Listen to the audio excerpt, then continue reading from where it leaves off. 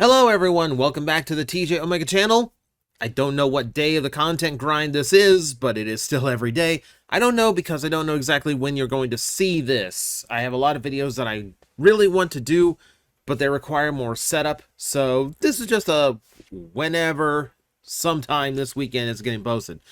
But one of the things that we get from San Diego Comic-Con, the last thing that we get as far as news for the Transformer brand, is from the designer interviews. So Evan and the team at Transformers usually gets a sit-down interview with TFW 2005. We get to hear a whole bunch of answers to things they didn't have time to answer at the convention itself, in like the wider setting. So this is where we get a lot of really interesting little tidbits. Now, the full interview is over at TFW 2005. I'm going to just skim through a lot of this and just give my thoughts on some of the things they said. I'm probably not going to go through all of it, because this is going to be a very long video if I do. But we're just going to pick through things. I will admit, you could podcast this. You could set this in the background, just listen to it as we go, because the visual is just going to be a wall of text the whole time. But let's see. Little things like, yeah, we're still, it's going to be Age of the Primes for 2 years. There's no change to the title like there have been recently, so there's that. Still interested in pursuing bigger games after the cancellation of Reactivate. I'm still not sure why, for as long as Transformers has been around, for as popular of a brand it's been, why have we never had high-quality games that, like, really took off the way that, like, the live-action movies did? You know, we had good ones. Okay, War for Cybertron was good. That was popular. Got a sequel. But it wasn't like, it wasn't blockbuster numbers. You know, it didn't sell millions and millions of units or anything. Same with Devastation. Devastation's a fantastic game. It is the Transformers G1 game. And it really didn't do great. You know, they sequel baited that one. We would have gotten said sequel if it did well. But yeah, it's always confused me. Like, why don't we have a really good game for this franchise at this point? It's way overdue. They also talked about actually doing some of those canceled concept figures in Studio Series, which would be cool. There's some really good designs in the game. See, confirmation that all the Combatons are new molds, nothing retooled or anything. Evan still has the secret mode for Omega Prime that combines all of the armor into like one whole thing. You know, that is still in his mind to put out there. He's been busy, hasn't gotten around to it, but he's seen photos. There are fans who have actually, successfully accomplished it. So someone out there got it right. Okay, here's one of the ones that I really wanted to know. So, Brawl, that's coming out for the Combatons, is going to be a Voyager class. And usually when they do that, it's Deluxe Plus. It's because they had to work something else in. You see with things like the Constructicons, they needed that extra engineering. They needed that extra budget for like the ratcheted ankles that are going to go into Devastators, like Mixmaster and Scrapper. They have to be Voyager for all the extra part count.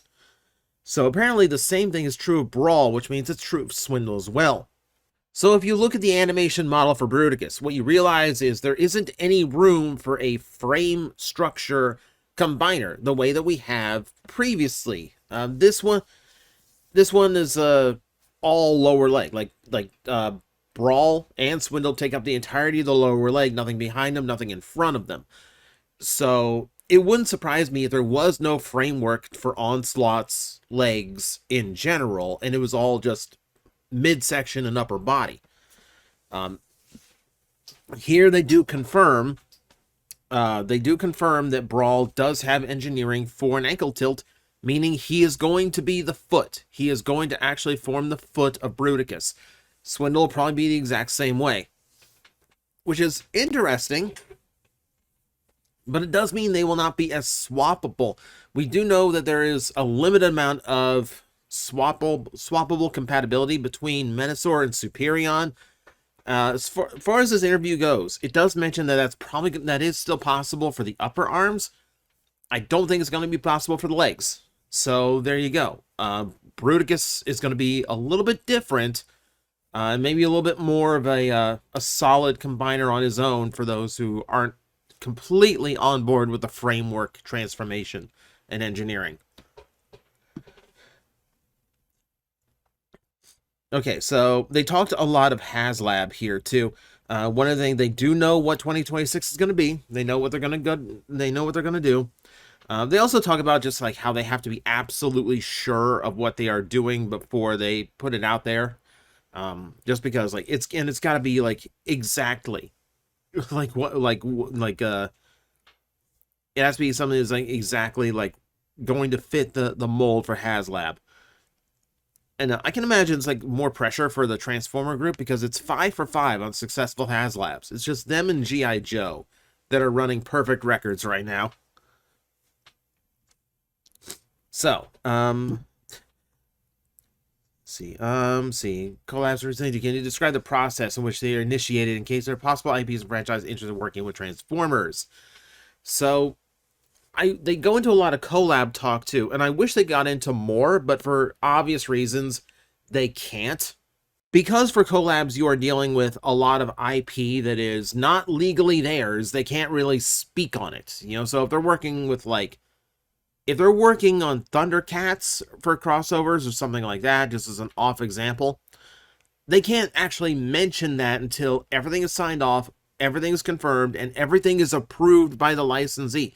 So they have to have a completely final toy ready to present to whoever's got the license for Thundercats right now. I have lost track. Point being, it has to go to the rights holders. They have to sign off on it, and then they can actually reveal it. Because it's not their IP, they have to be very careful with how much they announce. So they can't even mention or like go into like, what other IPs would you like to see? Because they're legally not able to speak on that. But it's very clear that they are talking to a lot of companies and they are working a lot of deals for the next round of them. You know, so that doesn't surprise me. That does not surprise me. They said it is important to them that it's not just about a cash grab for another brand. It is about putting out something that they think that fans of both audiences are going to really be into. And I like that spirit, because they could just make a Transformer out of the most popular thing out right now. You know, they kind of did that with Stranger Things, but Stranger Things is like a series that takes place in the 80s. So, you know, Transformers being part in the 80s, that makes actually all the sense. See, they talked about the Titan Grimlock a little bit. So, for starters, yes, they did reconfirm that there is a tab and a port on there that allows the leader class Optimus Prime to connect to Grimlock on there. You don't just have to balance him on Grimlock's shoulders. He can properly ride the toy. They did mention that there's probably some aspects of the engineering that are carried over from the Age of Extinction Studio Series Grimlock, the leader class. But obviously, it's way bigger, so there's no remolded parts. They didn't upscale anything. It's a completely new figure from the ground up. Things like the tail becomes the mace, like several of the other smaller toys did. That is not a thing that the leader class did. It's a thing that this one does. They also confirmed that the jaws are able to open and close, though not close a lot. Because the teeth are so jagged and sticking out everywhere, you can get the teeth to touch to close, but you can't get like lip to lip closed mouth, which I think is fair. You know, I think that is fair to say. They also confirmed the price point is not going to be $200. It's not going to be a $200 Titan. It's probably going to be closer to the $150 that Star Optimus Prime was, because they didn't design it based on the price point it was going to be. They designed it based on how big it had to be to do the thing that Grimlock does in the movie, which is let Optimus Prime ride on his back. So that's the size they made it. They've guaranteed it's not going to be a $200 piece, but we don't know the actual price point yet. It might not be the $150 that the Star Optimus went for. Okay, so they talked about they brought up Armada Jetfire, which is a loaded question because we know that toy that data for that toy has leaked. He is going to be a commander next year. Obviously, they can't talk about that if they didn't announce it already. All that has to go through PR, bean counters, everyone. You know, and it's one of those things. It's not so much... You know, we learned with, like, the Onslaught. They showed the CAD of Onslaught. Excuse me. They showed the CAD of Onslaught just to show us, yeah, this is in the works, this is how it's going to look. So it's not a matter of, like... It's not a matter of, like, corporate espionage level stuff of, like, they keep it under wraps, you know, like, until no one has time to copy them anymore, which is kind of what I felt like it was in the past. And it is genuinely how it kind of felt, because there is a lot of stuff where it's like, you really could have announced that earlier. In this case, it's just more about, we have had a lot of, like, close call cancellations. You know, I lost out on my Cybertron Skywarp again because of a last-minute cancellation. So they don't want to get people's hopes up and announce things and make guarantees. And then like, something goes wrong, or there's some kind of mishap, and like, oh, well, we had to switch gears. We're sorry. You know, that doesn't look good. So they don't want to do it until it's 100% confirmed this is happening. So the Onslaught's 100% happening. Jetfire, still in that, like, iffy period, but we're gonna get it. We're definitely gonna get it. What's fun to me is that for some reason they decided to transfer this question instead of going for the overload. They didn't actually talk about overload, even though it was asked. You see, even then it was like, they transitioned into Cybertron and talking about, like, well, if we design these toys, we have to design them for the possibility of them having all the characters that combine onto them. So they just discussed, like, Cybertron Optimus Prime, and reiterated it's something that both Hasbro and Takara want to do a new toy of, and they want it to look perfect, and they want it to look amazing, and oh my god, I can't wait. But they also mentioned that it's important to them to work in the potential for Leo Breaker and Wing Saber, which is great to hear. I absolutely love to hear that. You know, so they did talk about, like, yeah, the Armada Optimus, the commander, is kind of designed with the idea that we'll do a Jetfire at some point. You know, even if it's not the same year, 2 year, even if it's 5 years down the road, it is always a possibility. You know, which is their way of saying, yeah, we're making it. You're going to get it. We heard more. Someone asked about the Primus. Haslab or Titan, they definitely mentioned that it would likely be a Haslab, and they've been hearing more requests for it. At some point in the future, he can be a future Haslab. And the way that is phrased makes me think that that's not the 2026 Haslab. So, fingers crossed. Fingers crossed. I think with the international market right now and the unfortunate reality that are the tariffs, maybe a toy the size of Haslab Unicron is not the best idea to ship from overseas right now. Maybe wait to see if all this calms down a little bit. I hate bringing that stuff up, and please don't get into it in the comments section. I really don't want that to be the vibe. But it is a reality. It is an aspect that we have to consider here, and it sucks that we have to. See, Beast Wars characters he wanted to make the most, and right now, I'm actually surprised. The ones on his mind are Magnaboss and Tripredicus, which would be great to get brand new versions of. Magnaboss easy, because it's basically the same toy in Japan. Wouldn't surprise me if it was actually cast as Lio Jr. instead of Prowl. Tripredicus is surprising. So, Tripledacus in Japan, in Beast Wars 2nd, is a different color scheme completely. So, I'm sure Takara would love that, to get their version, but a US version? That's weird, because he doesn't have the notoriety. He doesn't have the notoriety that Magnaboss does. Really cool to think that they have that in mind, though, because I would love to see those again. I would love them to take another stab at it. I'm still, like, waiting here, like, well, you like to complete sets, and if we're talking about sets that haven't been completed, I still have yet to see. There's one Beast Wars leader that still hasn't gotten a new toy. It's Galvatron, my favorite one. The next one is the one everyone has been asking for. This is the one that you needed to hear about. Animated figures they want to make the most, and right now, Evan's answer is Omega Supreme, which that would be fantastic. He views it as like a collection completing piece because it is a major part. It's like, okay, they did a brand new Fugitive Wasp, so they got that out there. That's really cool.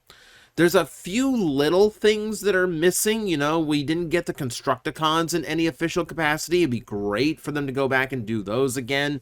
You know, work in that Dirt Boss that and Bulkhead combination for Devastator that was supposedly going to happen. Would be cool to finally see.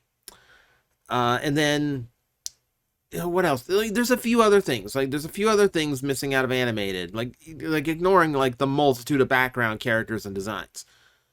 But, yeah, seeing Omega Supreme is one of the listed, like, ideas they would really like to do.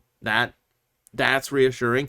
And he does confirm that that would open up the door to, like, Lugnut Supreme as a potential retool. And then getting, like, the Starscream and Megatron heads as well. It's like, that would be really, really cool. That's a perfect Selects release, I think. And they also confirmed that, yeah, Beast Machines and Energon figures, there is an interest in doing it. There is an interest in doing it, specifically mentioning the Viacons. And the way they answer that one does make me think that they are looking into it or they are actively designing for that.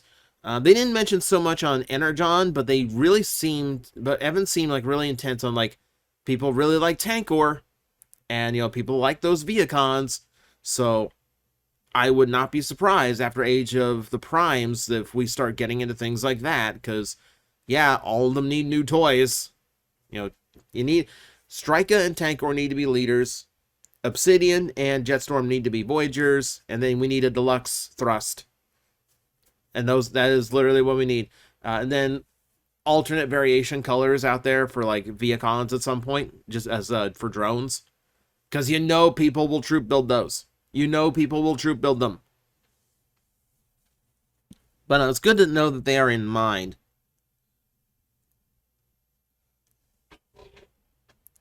See, they also did mention a little bit of Armada, or Energon Optimus Prime, and they were like, yeah, they would like to change up his proportions to look a little bit cleaner. So that's good to know. See, alternate versions of the 13. We did confirm recently that, like, those are not off the table. Those molds are not special in any way. They can repaint, retool, and they have, you know, they have no qualms against that. But also mentioned doing, like, alternate versions of the 13. Extra members, or the 13 from Transformers 1. That's actually not a bad direction to go either. Let's get the first 13 out first. Let's get obvious retools and repaints out of the way first. And then we can move on to that. And then we can move on. As he addressed the compatibility thing and then the leg thing, we kind of already answered that. Yeah, Brawl's the shin and the ankle, but the actual thigh parts will still be part of the frame of Onslaught. And that connection is very similar to a Superior and Master, so you'll still be able to swap those out. That's an interesting thing to talk about. That's an interesting little thing to mention. Okay, so there's going to be some way of, there is going to be some way of interconnecting them. That's interesting. That is interesting. Now I'm trying to figure out how Brawl and Swindle are even going to work. Let's see what else we have here. Started talking about the boxes and, you know, the refreshes of those. It's not terribly big deal. They kind of confirm through all of this is that, like, 5 years is kind of the cutoff point between when they feel like they need to do new versions of certain molds and characters. So that's why we're getting our fresh, like, Seeker now, because it's the appropriate time. They've done everything they could with the Earthrise version of the mold. They know that fans aren't, you know, there's a lot of fans that aren't especially happy with how that mold turns out and how that works, because it is the Classics figure upscaled. There's a lot of tech greeble from Siege left over that doesn't look good with a lot of the other animation accurate characters. So there's a reason to swap them out now. They are showing their age, you know, and I think they are good. But looking at that News Seeker going, oh, that's really good. Oh, that's really good.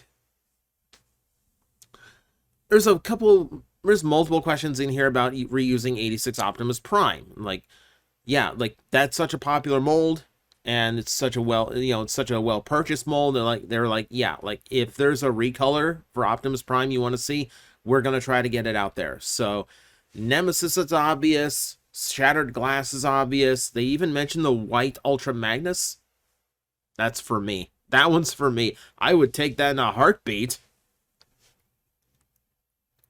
Yeah, it also mentions that there's also a time limit on like how long before something should drop into Studio Series, or how long before something can be like brought back up for like generations. As far as like from what would be like a new cartoon, what can you bring up and like promote as a brand new thing? And they think that the butter zone there is like 10 years.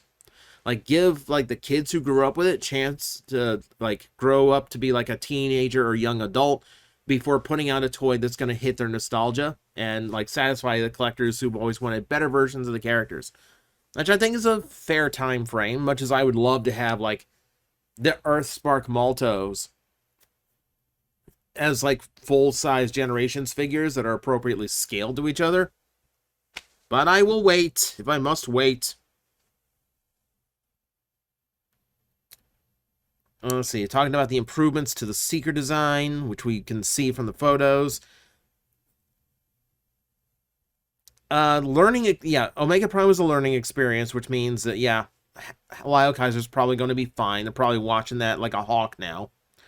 They also mentioned some kind of time limit. So if you haven't reported that your Omega Prime has damage, go ahead and let Hasbro know. I'm probably going to shoot them another email myself because, like, I was waiting for that, like, hey, you contacted us before. We're just going to send you a new one sometime starting in the fall. So, yeah, just hold on to yours. You don't have to send it back. Our bad. Haven't gotten that email yet. Waiting for it so I can play with mine unfettered. Let's see. Try to talk about the yellowing. Didn't talk about the yellowing. I get the feeling anything QC problems, just they are not at liberty to talk about because they're the designers. It's not their department. Let's see. Talking about figures that like don't really need an update. Talking about figures like Earthsparks or Earthrise Sunstreaker is one that he thought was really good. That was a really good figure. Doesn't necessarily think it needs to be another update. But also kind of lamenting that there's the point where like toys aren't even like officially announced yet or released and people are already clamoring for like new versions of them. So like that's the internet never being happy.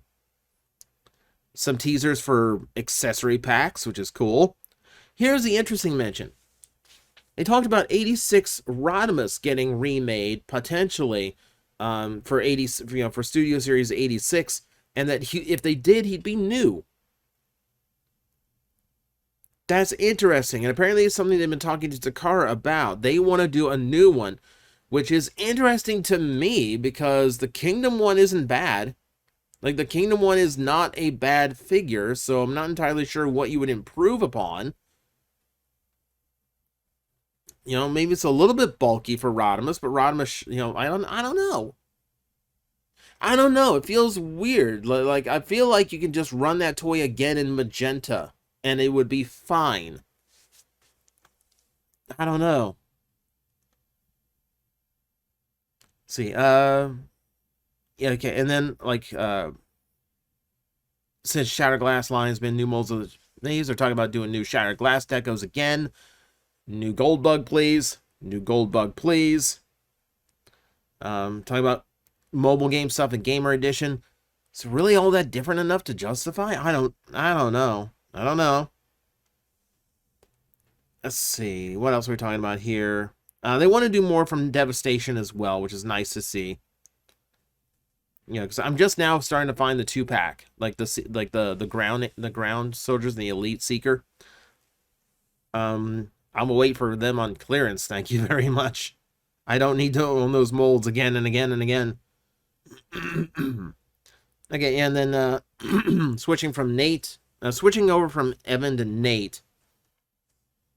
Nate's a lot more wordy with his answers, so we might skim through this a lot more. So let's see. He doesn't really mention anything from. He was asked like, "What would you want to see most in Studio Series or Age of the Primes?" And doesn't really mention what he wants personally. So that's skirting the question. Not a fan of that. He was talking about doing Sunstorm and Acid Storm. You know, so he wants to get more Seekers out, especially now with the 86 mold. Action Master Thundercracker, please, because the people who would buy that without and not want to pay the money for the Bakon one, that'd be great. Let's see, only in Japanese continuity you love to bring over. Mention Sky Gary, which that will tie into the Star Convoy, and that means Grandis would have to come out at some point. See, late entry Japanese G1 designs, things like that. Yeah, basically a lot of this came down to like, would these be possible? Like, could we get toys of this and that? And the answer to all of it is, it's all on the table. Like, literally, if they haven't released it in the last 5 years, it is a possibility. It's just a matter of where does it fit in and how do we get it out there. So, things like, we're gonna get to some of that here too.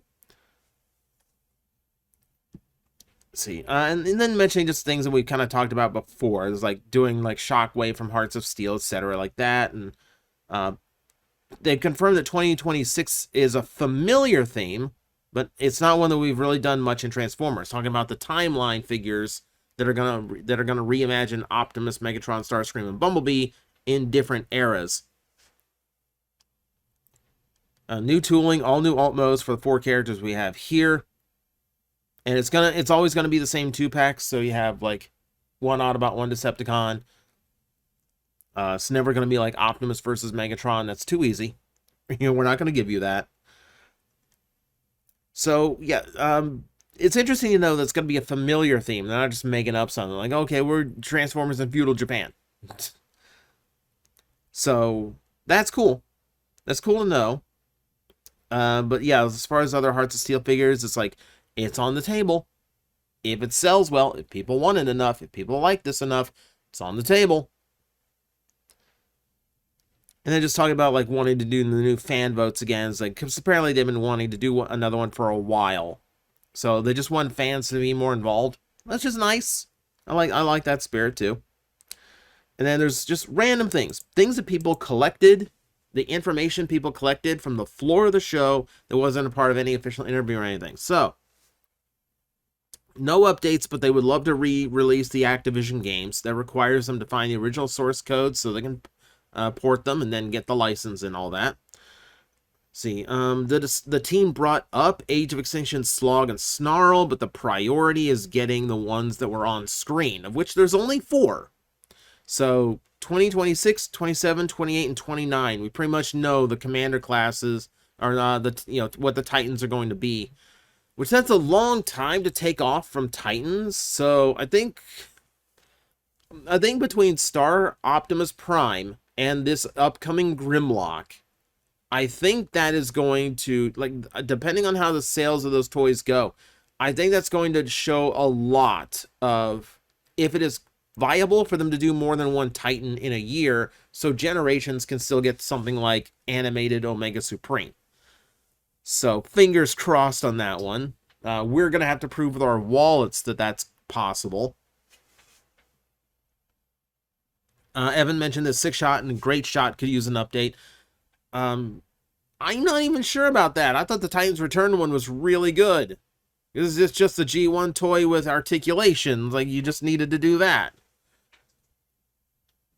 Let's see, reissue of the Centurion drone came up, as well as like a similar accessory pack reissue with Brunt, which is a cool idea because we now have a Trypticon who could use his own Brunt. Landcross and Road Caesar, unlikely to happen anytime soon. I know Takara has talked about doing Road Caesar, but that is a difficult nut to crack, the way the engineering on that toy works. And then things like Landcross, that's an engineering nightmare. I don't think that they're ready for it at the moment. Someone asked him about Clipper, which is a really obscure one. They're pushing for Omnibots as Pulse exclusive toys, which would be cool. I can imagine you'd have a couple you could actually do as retools of other figures and make that easy. It's Camshaft that's difficult because the way he transforms is unique to any other Transformer. They're brainstorming Predicing and how to add the skeletal combiner system, the idea of it. With the idea being that the combiner skeleton would turn into an extra beast. And I do really like that idea. And that would solve so much of what goes wrong with trying to do a new Predicing. The fact they all have to be the same size in robot mode. That means Razor Claw has to be really weird often.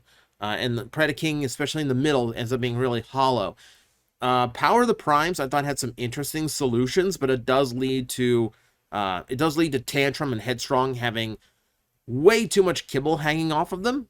Even though I do think that toy is good overall, that is definitely a detriment to the individual figures. Also, I don't like the whole, like, I'm going to use Predicing's foot as a giant cannon weapon, which looks ridiculous. So if it's just part of, like, a sixth beast, you know, if the feet and the hands and all the extra parts just connect onto the framework and it forms this new beast, perfect. I will absolutely be happy with that. I will take that. But yeah, they want to work the frame into Predicing. Good luck to them. It might actually be tricky. It's interesting to talk about doing a new Predicing now when Takara Tomy is about to throw us Animus Machina Predicing, which is doing things very differently from how they would do it in the main line.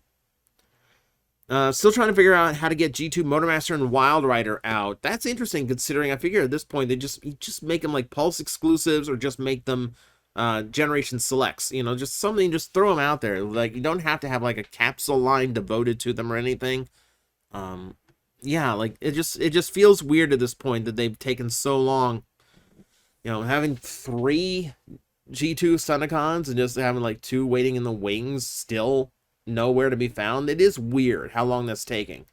I understand factories have a waiting period. They have to get through everything before it's your turn to throw something in.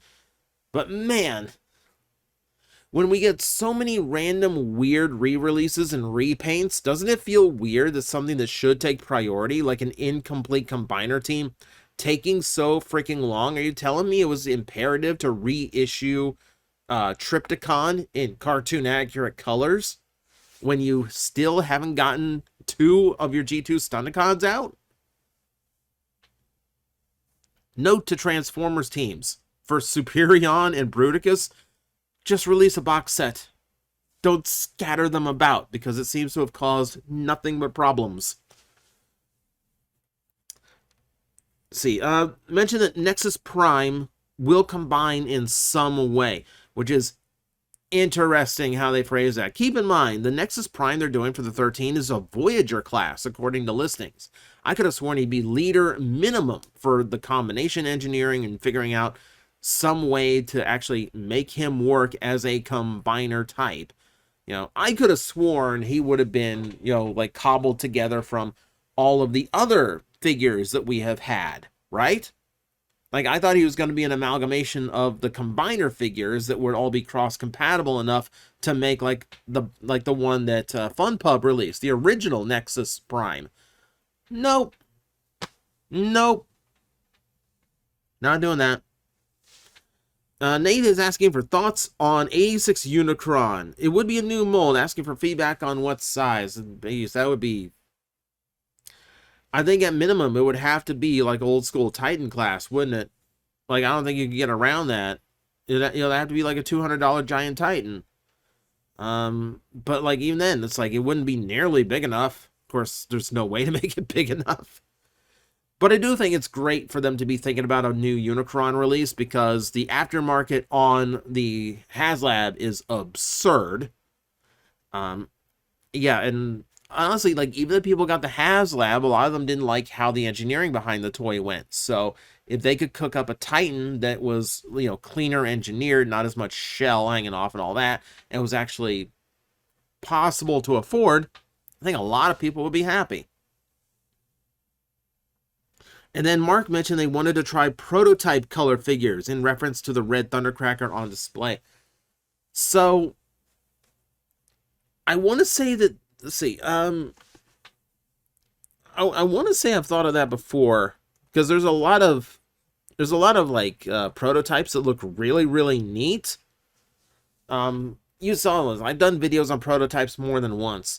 I really like the ones that are like pink and light blue and gray and just like really just random colors all over. Things like that. Like, I think they look fun, but you run such a risk on releasing something like that, because you could come across as though you are just releasing an unpainted figure in random colors just for the sake of releasing a Transformer as cheap as possible. That is, and now it's something that, now I want to mention, it's something that Hasbro's done before. There's a prototype Boba Fett they did with their like retro style figures, and it's basically just every piece of Boba Fett was in a different color, and there was even like a bit of randomization to it too. You're not going to get that with a Transformer. You will get a consistent figure across every single release of it, but you are running that risk because there's going to be no paint, no eyes, nothing like that. You are running a risk that it's going to just come across as like a super cheap way of just putting more toys out there. And it's going to, again, raise a question mark. Like, you had space and time and budget to release these unfinished figures, you know, just with like just raw prototype plastic colors with no paint. You had a time to like release those as official toys, but you still haven't finished the G2 Stunicons. Interesting that. Like, see, there's where you get into like weird backlash that this is going to invite. So it's a cool idea, but man, it's a risk. It's a little bit of a risk. So we will see how that goes if it happens. And that's basically the bulk of your interview. Like I said, a lot of that is skimmed through just so I can have my thoughts out there, just so we could talk about all the info that got dumped. If you want to read the full thing, it's over at TFW 2005. I gleaned through a lot. I ignored a lot of the more minute detail. So for those who really want to dig, please go dig in there. But those are the thoughts. Let me know what you thought in the comments below, and I will see you next time. Hello everyone, I am Astral Agent Magnetar, a Tokusatsu VTuber, and I am streaming 4 times a week over on Twitch, Monday, Tuesday, and Wednesday afternoons, and a special late night one on late Friday/early Saturday. So come watch, come hang out, and let's make an impact together.